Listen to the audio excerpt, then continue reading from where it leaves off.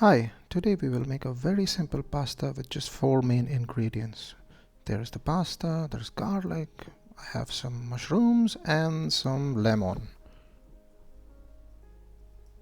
Now begin by cutting the garlic really thin.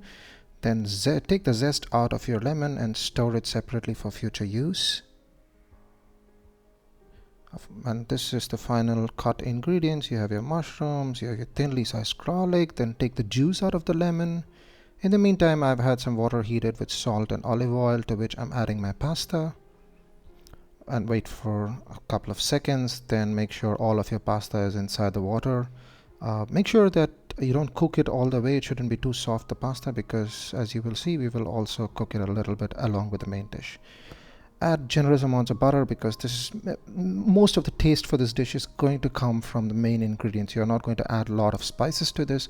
Coat your pan generously with butter, then add your garlic. Make sure the garlic doesn't become brown, because we want the taste of the garlic in your dish. Now, as you know, if you see, I'm taking my pan out of the heater because, as I mentioned, I don't want my garlic to become too brown.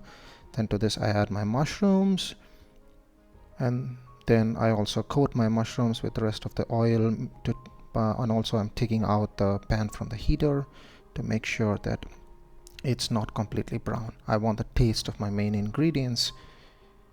To this I'm adding a little bit of spice, so there's salt, there's pepper and vegetable broth.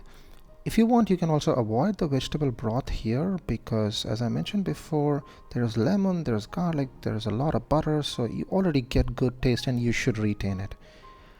I add a bit of the pasta sauce before I add my lemon juice, because I also don't want my lemon juice to be completely fried. And the pasta sauce also brings in a bit of creaminess to the sauce. As I mentioned, there is no extra sauce here, so you should work with the existing ingredients. If you notice, I'm also not straining my pasta because, as I mentioned before, I'm going to cook it a little bit again as I am coating it with my main ingredients and adding a little bit of pasta sauce to get some creaminess. And at the end of it all, I add my lemon zest here before I toss it in the pan for a little bit.